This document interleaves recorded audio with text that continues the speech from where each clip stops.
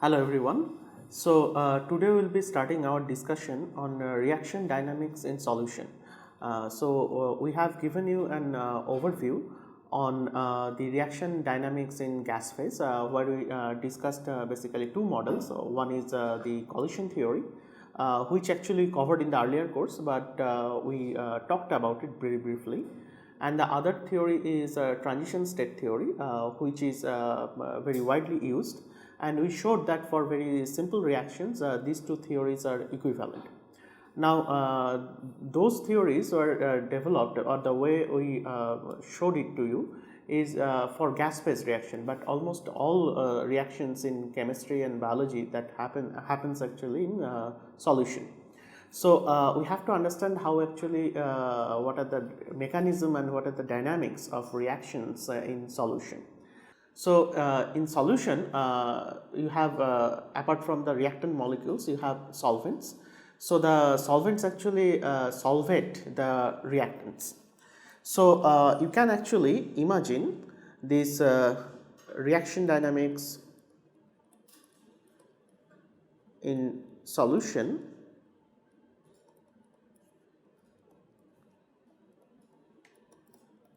You can imagine it to begin with to something like that. Suppose these are the solutes, and all the solutes are basically surrounded by solvents.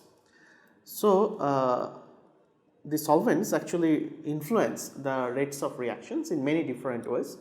But in most of the cases, if these are not ionic species, and if there is not a large dipole which is created instantaneously, we will see that the reaction rates are more or less equivalent to the gas phase reaction. The reason is these solvents does not directly participate in the reaction, because the solutes are only the participating candidates. And secondly, the thing is that the reaction potential between the two solutes is when they come close together. So that is the limiting factor, meaning unlike the gas phase reaction where actually it depends on the number of collisions, what will happen in solution, you can think it conceptually that these solute molecules or the reactants will actually diffuse, and so they will have some trajectory, and suppose after some time they actually diffuse this molecule, let's say A actually diffuse to the molecule B, and they are having now close encounters, and then can be multiple encounters between them, because now they are close and together they are surrounded by the solvent molecules. So the solvent molecules actually effectively provide a cage around the reactants.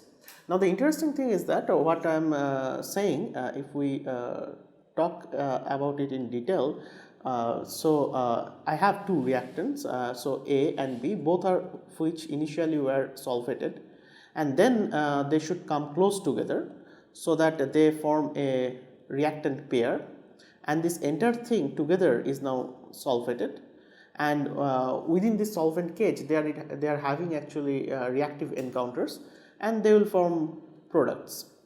And this is the overall mechanism of the solute solvent or the interaction between solutes in a solvent. Now we are not considering at this moment the reaction between charge spaces. We'll consider it later. Now diffusion is the key mechanism here where actually the reactants are coming closer together. Now before that, let us have a slightly more discussion on what is this effect which I called as the cage effect.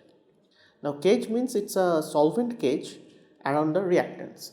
Now there has been a very interesting experiment by Lineberger and co-workers, and what they showed is that if they actually were taking carbon dioxide as a solvent,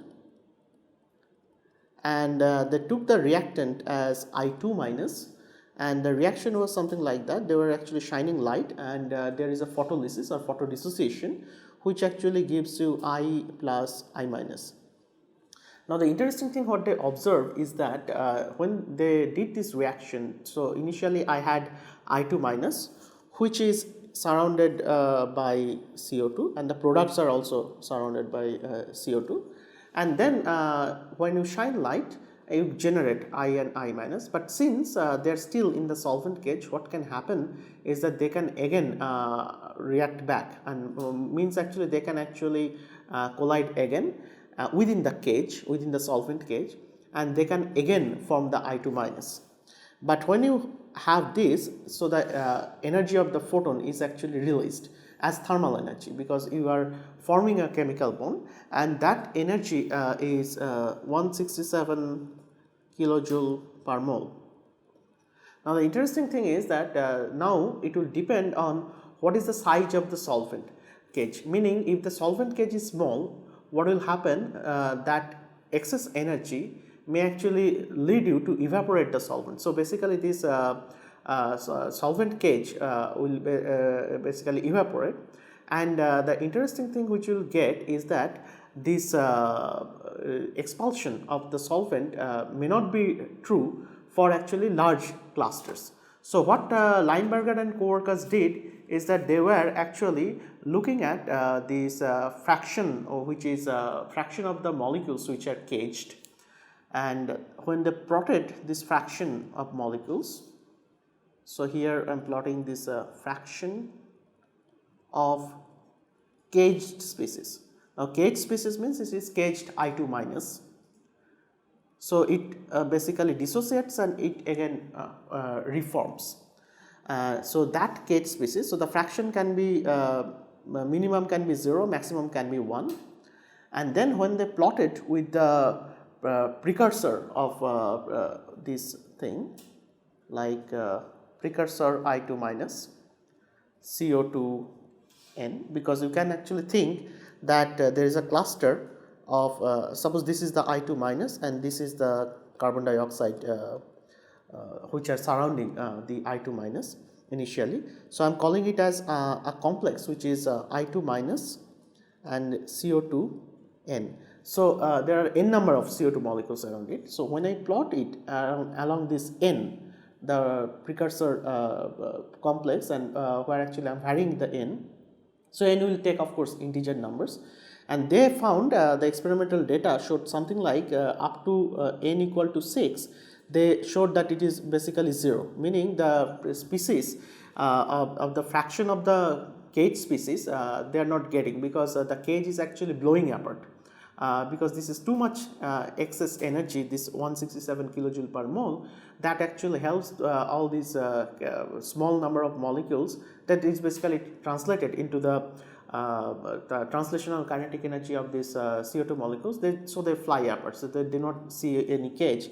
But then once they increase the number of CO2 molecules, and then they see that when actually this number reaches something around say 16, above that you always see the cage is formed, meaning if the cluster size of this CO2 molecule, if it is greater than 16, the cage will be always stable, meaning 16, 17 or 9, 18, those many numbers or higher number of CO2 molecules, if they are present, the 167 kilojoule per mole energy is not sufficient to break that cage.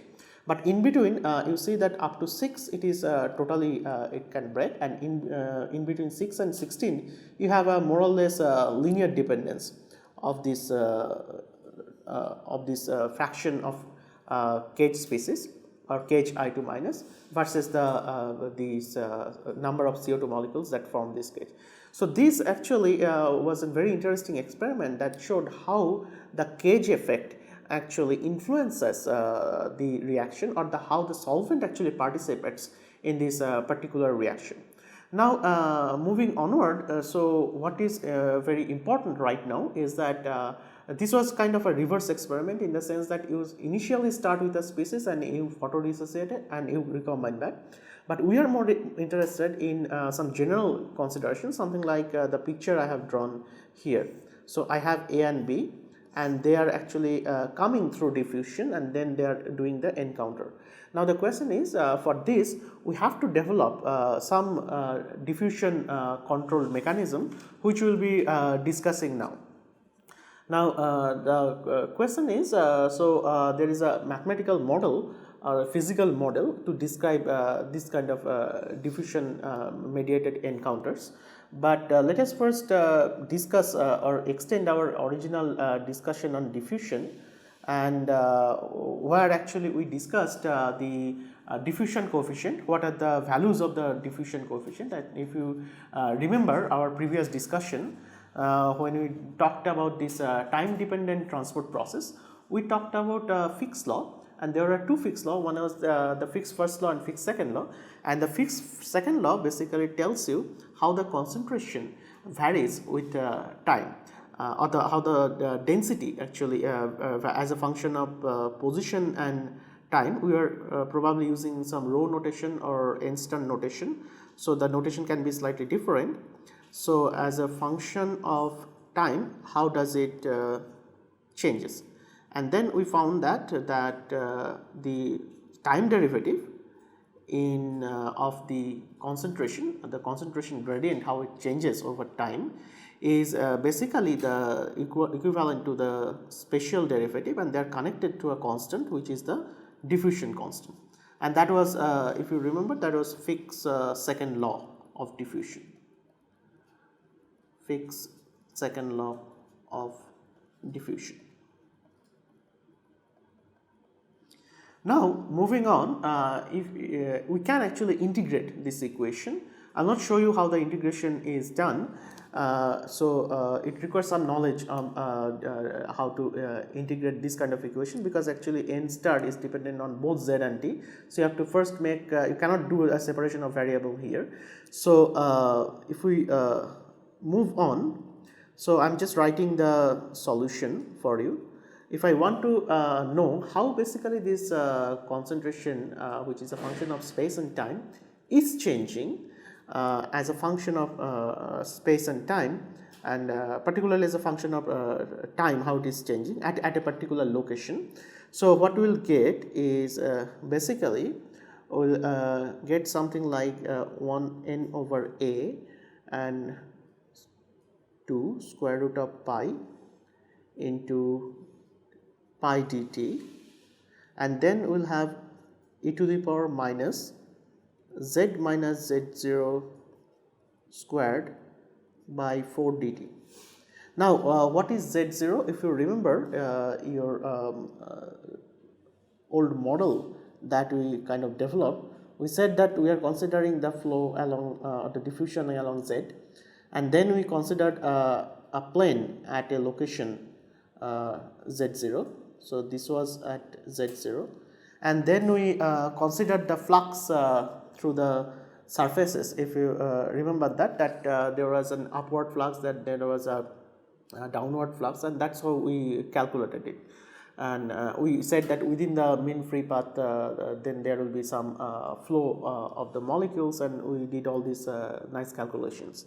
Now what this equation shows is that at suppose some z0, okay, so if we consider that to be the origin, and then if we just plot this quantity, this n star, as a function of say of course z, and suppose z0 is the origin. Now how it changes with respect to time. Now if I plot it with respect to z only, so it is a Gaussian. As you can see, it's basically y as a function of x is in this equation, it is basically e to the power minus some constant into x square. Now that's a Gaussian function, so, and which is centered around z0. So it will look like something like this.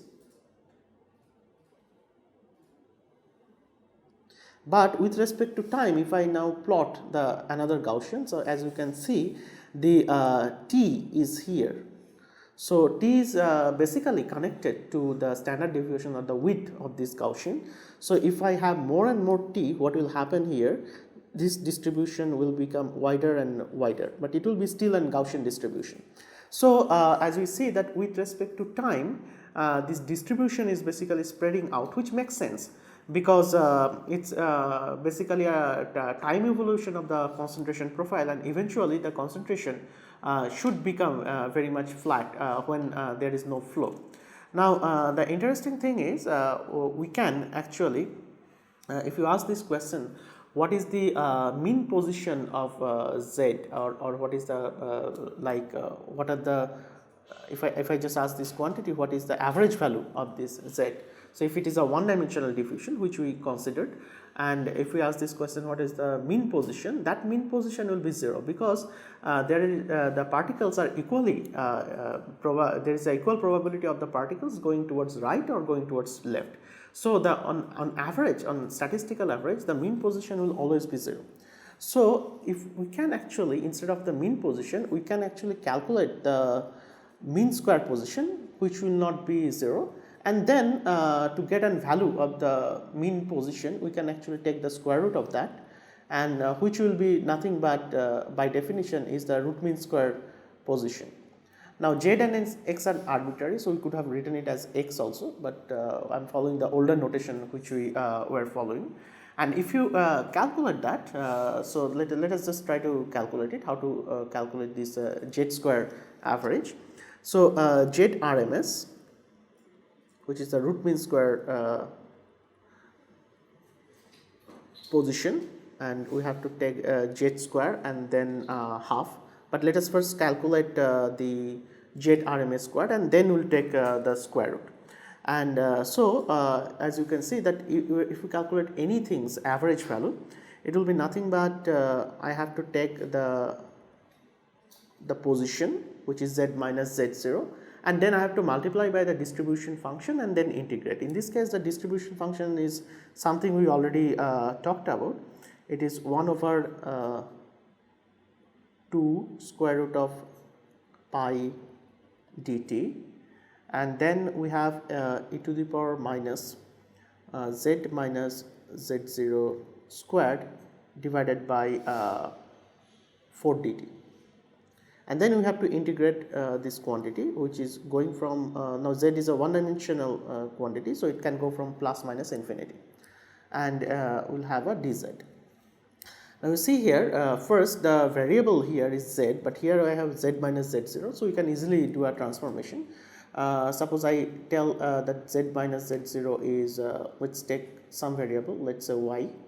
So dz is nothing but dy, because z0 is a constant. So I can just write it, and also when z tends to infinity, y also tends to infinity, and if it is minus infinity, y also tends to minus infinity. So the limits are same. So I'll just rewrite it like this. So I will have y square, and this is a constant. So this constant we can first take out of the integration. So I'll have 1 by 2 inside square root I have pi dt. So I'm actually integrating over space, so all the time part actually comes out.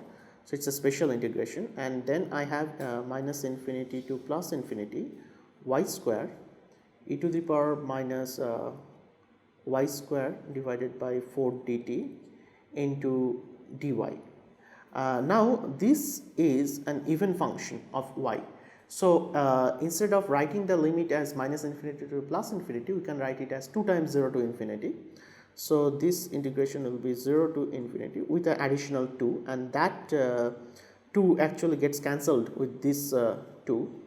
So we'll have 1 over square root of pi dt, and inside bracket now I have y square minus e to the power minus y square times e to the power minus y square by 4 dt into dy. Now actually we can use the gamma function, and if you remember, we wrote the gamma function as e to the power minus ax x to the power n minus 1 dx. That integral between 0 to infinity is nothing but gamma n by e to the power n. Now here, as you see that I have here y square, but I have here y. So I have to write this dy in terms of d of y square. Now you know that d of y square is nothing but 2y dy. So I have to actually write it as 2y dy. So let us just write it. So I will write it as 2y dy, so that in the next step I can write it as which is d of y square. Now if I have 2y dy, I have taken one y from here, so this becomes the y square becomes actually y,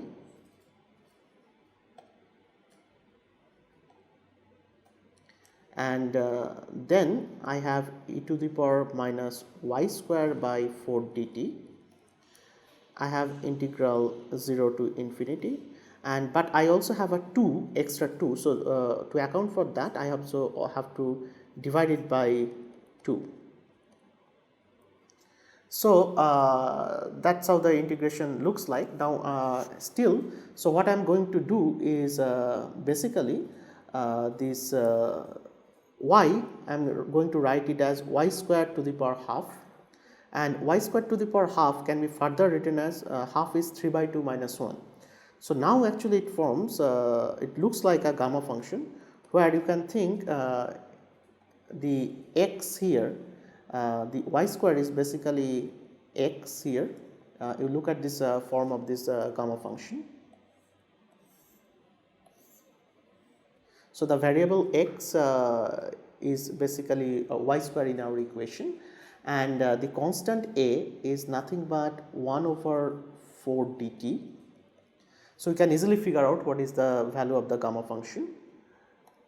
So there is an integral 0 to infinity, and the constant 1 over 2 square root of pi dt. So let us evaluate now the integral using the gamma function relation.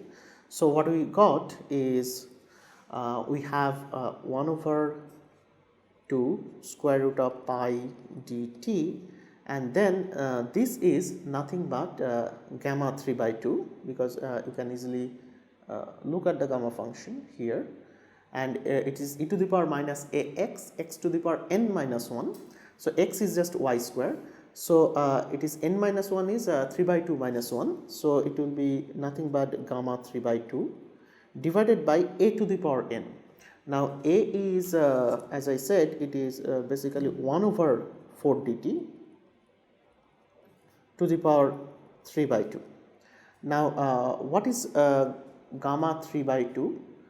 So gamma 3 by 2 will be basically gamma n is n minus 1 gamma n minus 1, so it will be half gamma half, and because actually let me actually write the value of gamma function here. So gamma n is basically n minus 1 into gamma n minus 1. That's how we have to proceed, and gamma half is basically root pi. So now with the analogy we can show that gamma 3 by 2 is nothing but half gamma half, which is half into root pi. If you put these values, you can see what is the value of the integral. So as you see, I have 1 over 2 pi dt to the power half, and then I have half here, and I have pi to the power half. So this pi to the power half will basically cancel out with the other pi to the power half in the denominator, and then what I have is 1 over 4 dt. So I can actually take it up, so I'll have times I'll have 4 dt to the power 3 by 2. Now so as you can see that I have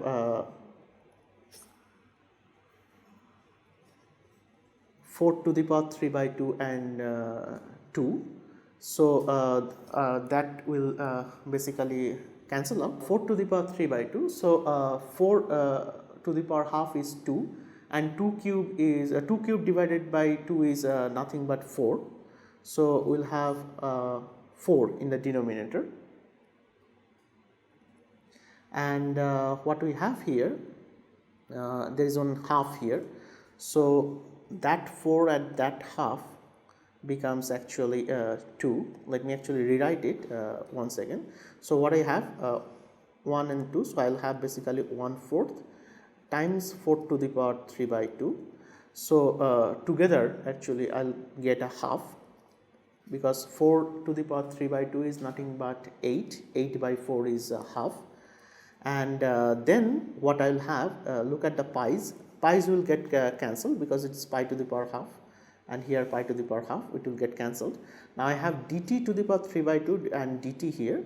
So what I will have is just simple dt here.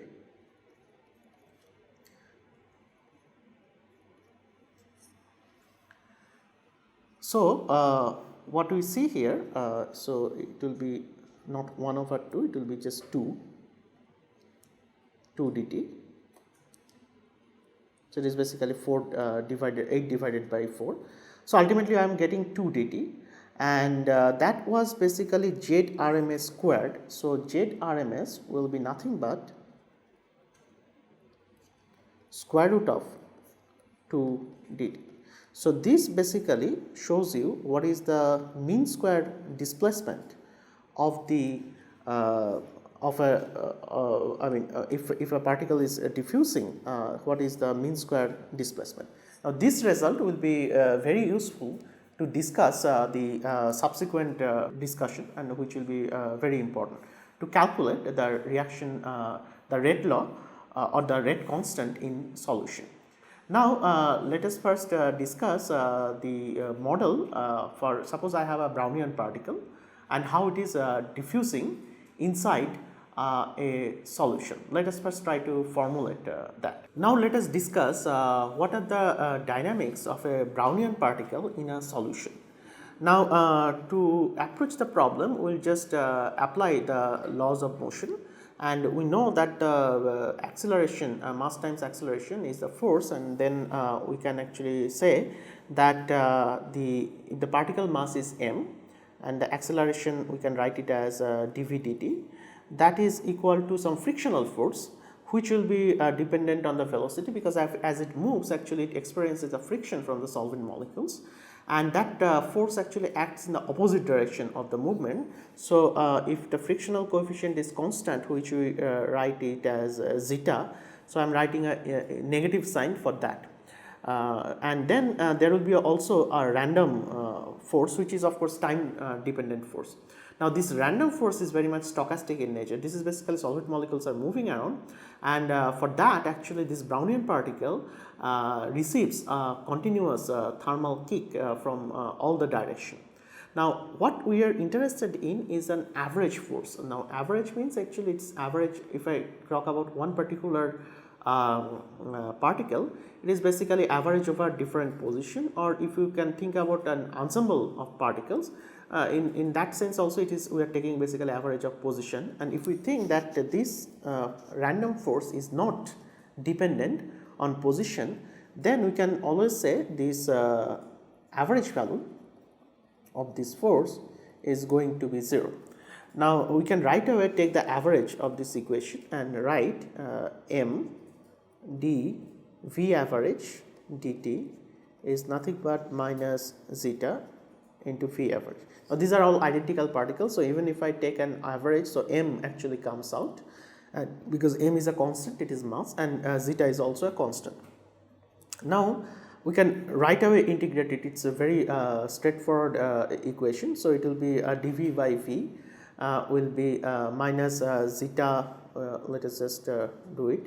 So dv by v, the average of v, is nothing but minus zeta by m into dt, and now we can actually integrate this equation, and assuming that at time 0 the initial velocity or the initial average velocity was like v0, so it's average of v suffix 0, that corresponds to time, and at any arbitrary time the value is v, so we can easily see that v will be nothing but v0, the 0 time velocity, times exponential minus zeta by m into t. So what we see that the velocity actually drops from the initial velocity v0, and at infinite time it becomes 0 with a time constant. If we actually write this equation as it's nothing but some kind of correlation function. So if we write it as t by tau, then the time constant for this exponential decay, as you can see, is nothing but m by zeta. So that's the, with this time constant, basically the initial the velocity actually drops from its initial value to 0. Now the question is, how do you calculate the mean square displacement from this equation? Now already we know that, in order to calculate that, we'll just use the formula for the diffusion coefficient, and then we'll just write the mean square displacement, which we had already calculated, the z RMS square, but instead of z we'll be using the x notation, and then we'll be using this connecting the mean square displacement to our to the time, basically with the diffusion coefficient. Now the problem here is that we have solved it with respect to the velocity, but we are more interested in calculating the position of the, because what will eventually happen is that we will calculate what is the mean square displacement in terms of the diffusion coefficient, and then we'll want to see that for a Brownian particle, and then we want to see how this particle actually changes its position, because it is ultimately the diffusion that is basically mediating the reaction in solution to happen. Now in order to do that, instead of writing it as m dv dt, we'll just rewrite it in a slightly different way. We just have to write it in terms of position, and you already know that velocity is nothing but dx dt. So if you follow this equation, so this is nothing but this equation, I forgot to tell you, this is known as the Langevin equation. And here the assumption here is that this Brownian particle is much bigger than the solvent molecule, so that the solvent is treated as a continuum, and that's why the forces which are originating in the solvent is basically stochastic, and then if you take an ensemble average, it's basically washes away.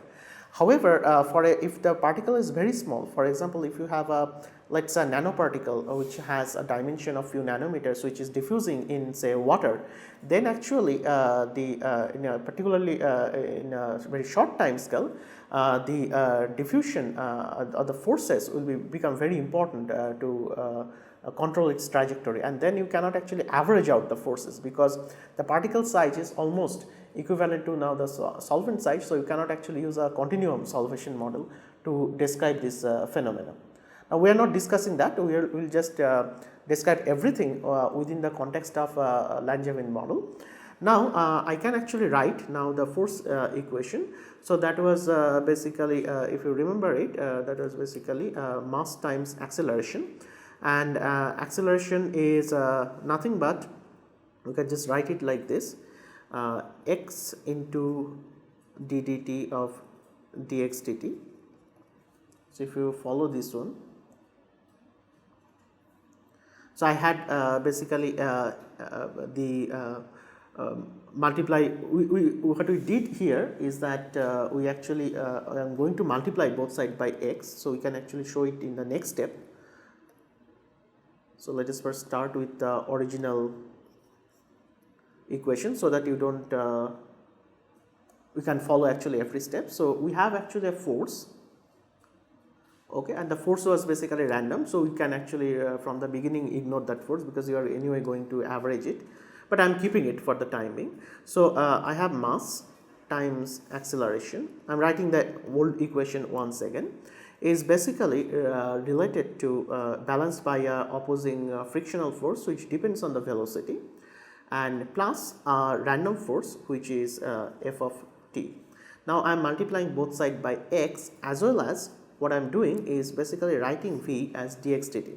So what I will have is m, I am multiplying by x, and I will have d dt of dx dt, and then on the right hand side I have minus zeta, and then I have x times, instead of v I will write dx dt, plus the random force, but I multiplied both sides by x.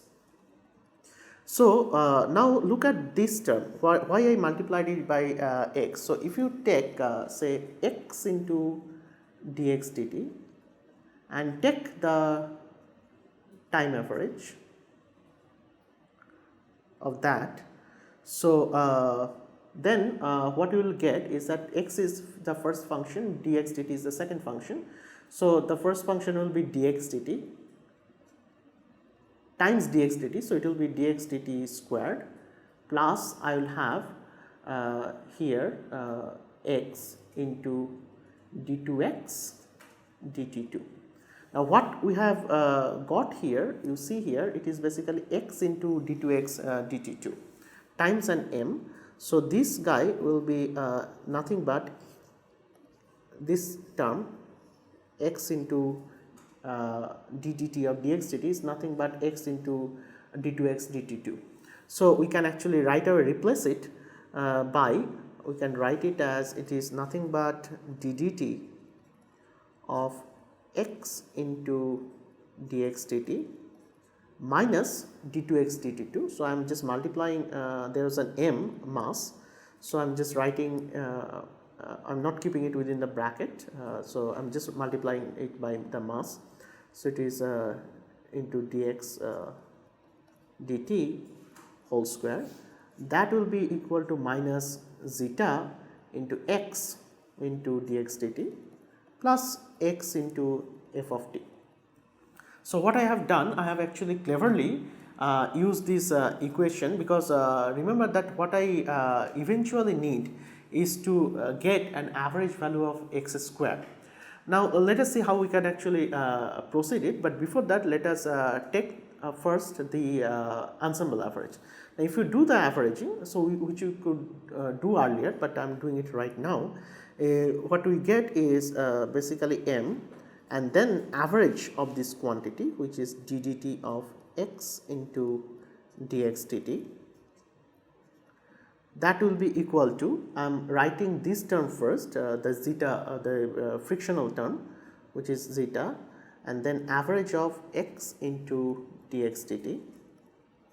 And then I have an additional term here, I am putting it on the right hand side. So that will be a plus sign into m into average of dx dt squared. And naturally this term, I know that if I take the average, it will be automatically 0. So what is interesting now is basically I have m times ddt of x into dx dt, and now you see that what is dx dt squared. Now dx dt square is dx dt is v, right? We actually wrote it very earlier. So here, so this term is nothing but mv square. Now mv square is nothing but, again it's a kinetic energy, and for a particle the kinetic energy expression is half mv square. Now we know that half mv square, according to the equipartition theorem for one dimensional particle, it will be nothing but basically equivalent to the thermal kinetic energy, so which is the half kVt. So mv square will be nothing but kVt. So I am going to replace that term by kVt. I can make further simplification. I have m times ensemble average of ddt, a time derivative of x dx, that quantity. So then actually I can do the time derivative later, and I can first take the average, because this average is basically a special averaging. So what I can write is, instead of writing this term like this, I could have actually written it as m times, I can actually divide both sides by m. So the m I am not writing right now. So what I am saying is that it's a ddt of average of x into dx dt, that quantity is basically minus zeta by m, and I have x dx dt plus I have m, I divided both sides by m, and I know that dx dt whole square is nothing but v square, and the average kinetic energy, I should have actually used average sign here. So the average kinetic energy is a half kVt. So the twice the kinetic energy, which is basically mv average, v square average, is basically kVt. And I am not writing the m because I have divided both sides by m. Now this equation we can actually solve, and then what you will get is basically where if you just write this x into dx dt part, which we actually solved earlier. So that will be already what we figured out from the Langevin equation. So that we can actually write as e to the power minus, if you remember correctly.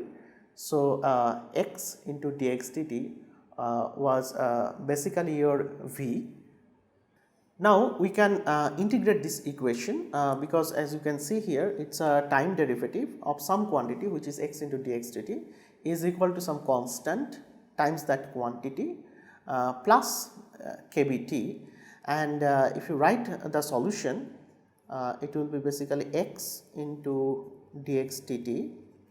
The average quantity of that is nothing but a times e to the power minus zeta by m into t plus kBt by zeta. Now you can always check whether this equation is correct or wrong by just differentiating this equation with respect to time. So if you take the time derivative, as you can see here, so I'll just basically pull out one zeta by m at the front, and that will be minus zeta by m into a into e to the power minus zeta m by t. But and then I'll have actually time derivative. So this part will be 0, the second constant, and then you can write this a into zeta minus zeta by m into a into this e to the power minus zeta m by t again as the old function, and you can easily get back to it. So this is just to check whether this integration is correct. Now what we have received, I mean what we have done so far is basically we can just now write x into dx dt as now this is very easy to rewrite because remember that all we wanted to do is get an expression for x square average, the mean square displacement.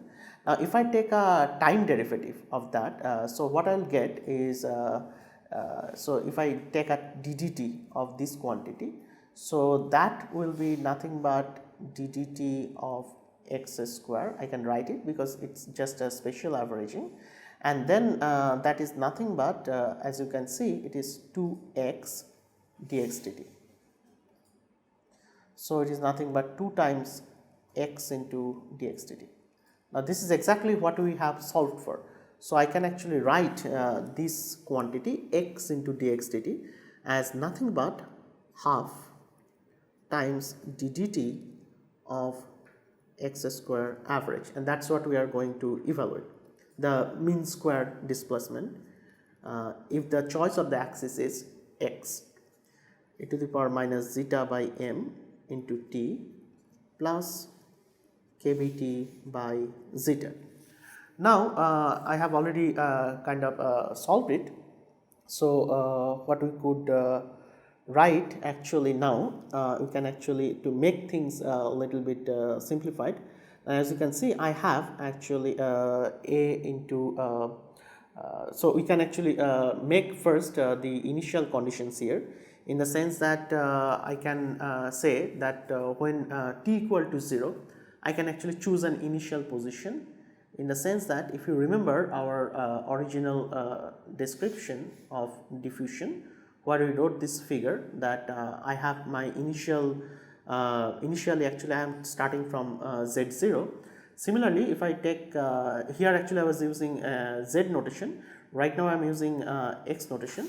So x square average, so that quantity we are going to actually calculate eventually. Now instead of choosing the origin to be x0, I can actually set x0 to be 0, because that is purely arbitrary. So if I do that, which means actually at t equal to 0, x is equal to 0. Now you can actually put back in your original equation, so the left hand side becomes 0, and this becomes basically e to the power minus zeta m by t, that becomes 1, so it is e to the power 0, and then what I get is nothing but I'll get from here a is nothing but minus kbt by zeta. So I can actually rewrite this equation now as half times d dt of x square average is nothing but I can take kbt by zeta common, and I'll have 1 from this term, and there's a minus sign for a, so it will be minus e to the power minus zeta by m into t. Now exponential terms I can further approximate, like e to the power say x is 1 plus x square by 2. That way I can actually expand it, and I can think that this mass of the particle is, if it is much heavier, then actually I can truncate this series up to few terms. So I am considering it up to the second order term, which is the x square term. So let us just write it. So I will have kbt by h 1 minus, now the first term is 1, and then it is e to the power minus zeta m by t. You can actually take the variable itself to be minus zeta m by t. So the next term will be nothing but x, and x is nothing but minus zeta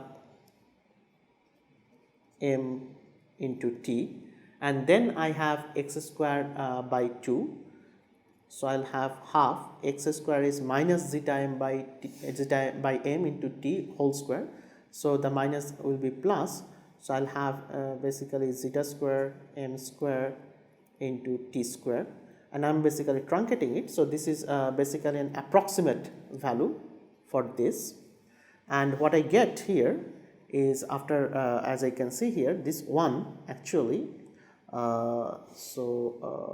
I had an 1 here, so this is 1 minus this thing. So let me actually rewrite it once again.